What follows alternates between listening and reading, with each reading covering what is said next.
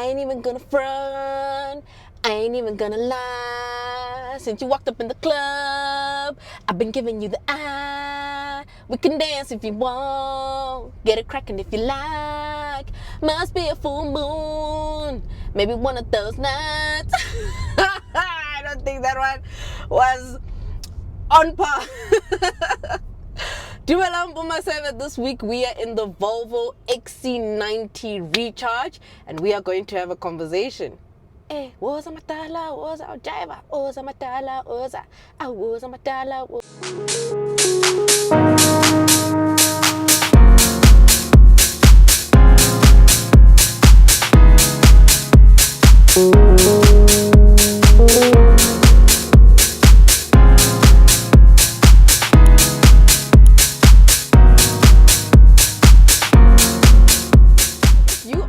Here, welcome to the channel. I hope you stay. I hope you enjoyed these reviews, and if you're an upstanding member of the Maseve Society, thank you so much for your support and your love. I read all of your comments. Some are a little bit mean, but I really appreciate all the criticism. I really do take everything seriously. Please do watch the ads, continue watching the ads, because you know Kulaveka Gucci on the channel, but we're almost there. Thank you guys so much for the support and the continued support on the channel.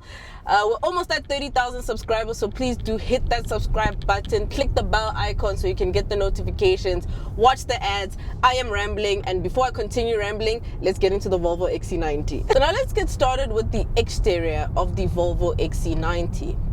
I think this car is absolutely stunning on the exterior. Commands presence, looks the part. Very sophisticated design, very sharp lines. You know, this black color that it's finished in is absolutely very stealthy, very Batman, very dark, very alluring, very mysterious. And if you don't know what kind of car it is, it'll definitely make you look up and wonder, what is this behemoth, this big car on the road? It has so much presence, what sits on these large wheels.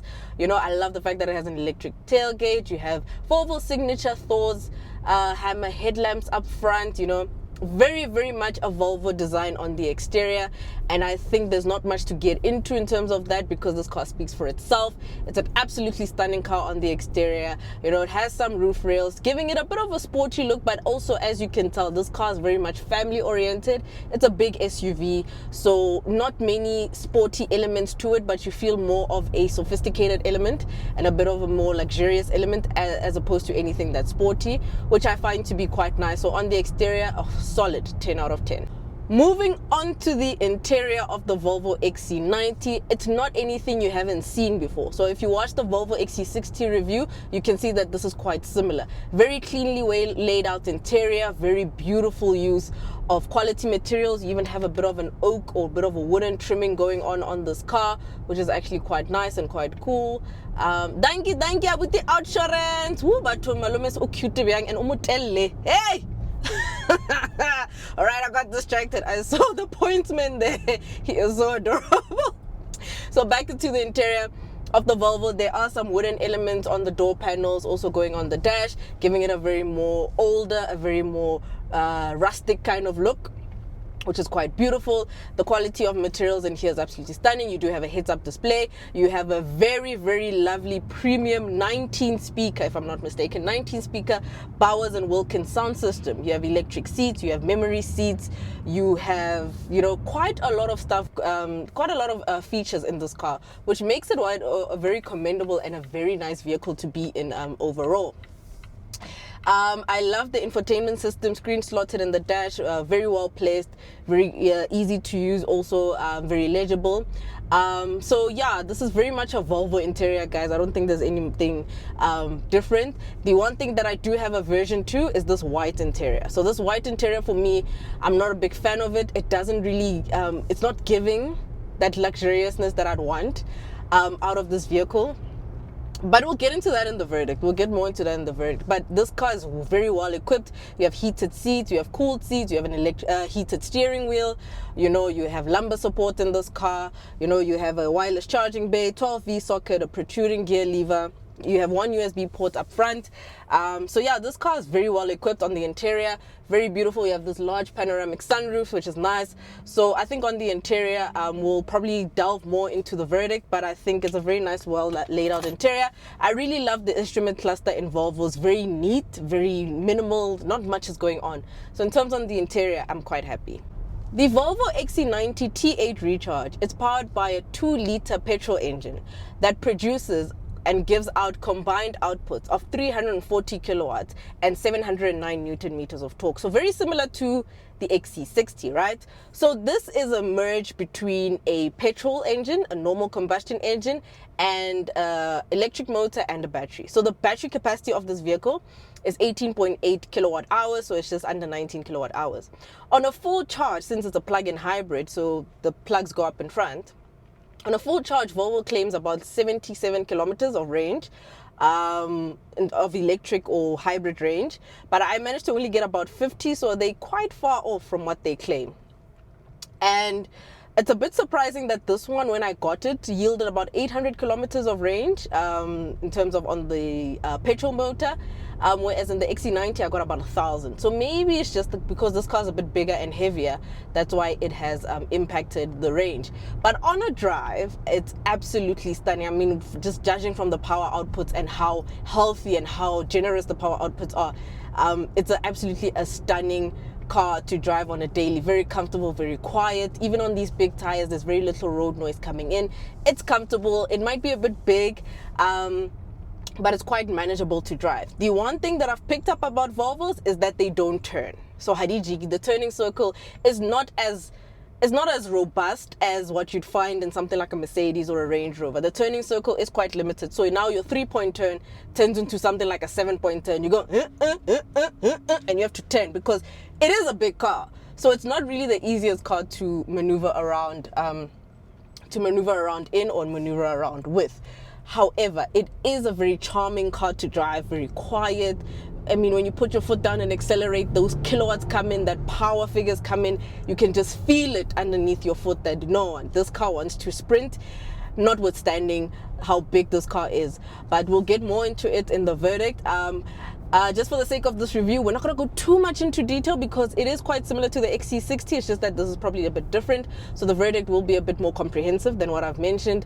So I hope you guys are enjoying the review thus far, and I hope you guys are watching the ads. So yeah, let's get into the verdict. Let's get into the verdict of the Volvo XC90 T8 Recharge. So this is a 7-seater. So this one is a bit bigger from the XC60 that I tested a while back. Let's start with the things that I don't like. One, when I get into this Volvo, right? Volvos are premium vehicles. It's a luxury car, luxury brand. However, when compared to cars like your newer Audis, BMWs, Range Rovers, Lexus, and Mercedes-Benzes, there is a bit of a huge contrast in terms of how the interior feels. It feels a bit more dated than the cars I've mentioned. So this one is probably behind in terms of interior design, albeit it's ergonomic and quality just speaks for itself. It's beautiful quality materials. It is a bit dated compared to its rivals. The second thing that I've picked up that I don't like, the fact that this USB cable port is inside this center console storage space. Sometimes it doesn't allow me to connect my phone properly, so maybe my cable is the problem, but my cable is over actually. So I guess what solar Volvo ya mudim. But my cable is over so it is a bit tricky to connect to CarPlay. So I have been using Bluetooth, but that's neither here nor there. That's just a me thing. So that's the one thing that I've picked up. The third thing that I've picked up about the Volvo is the turning circle. I find it to be a bit poor. You just want to, and then you're stuck. You have to do like 7-point turns. So maneuverability is a bit limited in terms of the turning circle of this vehicle. But that's just the things that I'm not too happy with. The things that I do like about this car is almost everything. And I think at the pricing that it's priced at, this vehicle is priced at just around 1.8 million. I'll put all the specs on the screen. I'll also put the fuel tank cost on the screen. So this car is priced at around 1.8 million rand. And to be honest, compared to its rivals, I think this is the most comprehensive package you will get. Yes, as I have mentioned, it is a bit dated from the other vehicles, but you have one of the best sound systems in here. You have a Bowers and Wilkins system. You have very nice and sufficient space for your family. You have a 7-seater configuration in this car. So if you have small kiddies who like jumping from the second row to the third row, they will be very much happy with this vehicle. It drives beautifully. In terms of it being a plug-in hybrid, it's not very much cumbersome to charge or cumbersome to live with. You know, you can just plug it in your garage if you have the means, or you can just take it to a charging station and just plug it quickly and get some juice on your electric hybrid motor. So in terms of the car and a package as a whole, I'm very much impressed with it. It's very beautiful. It's a beautiful car. It's absolutely stunning, and I think it works well in the city and on long distance. It should be such a breeze and such a peach to drive, right? And even when I put my foot down, I don't feel like I'm hauling like a third row of seats. It's actually very agile and nimble on its feet. So that's quite commendable about this vehicle. So that's what I really do like in terms of the Volvo XC90. Very little to fault when it comes to Volvos. Like you guys always say, there is a target market for everything, and I think we should be seeing more of these cars on the roads because it's such a value for money package, and it's such a robust and complete package. I will mention again that I'm not a huge fan of this white interior. If I were to get this car, I would get it in the brown interior just to contrast with the black. And going back to the black exterior, I personally don't like black cars. The reason I don't like black cars is because they get dirty very quickly. There's just stains and streaks of water. It's just such a tedious task to look after a black car, so I would stay away from a black car. But if I got this car in black, I'd make sure that my interior is a brown, bit of a nice brownish interior, because a black one I think will depress me.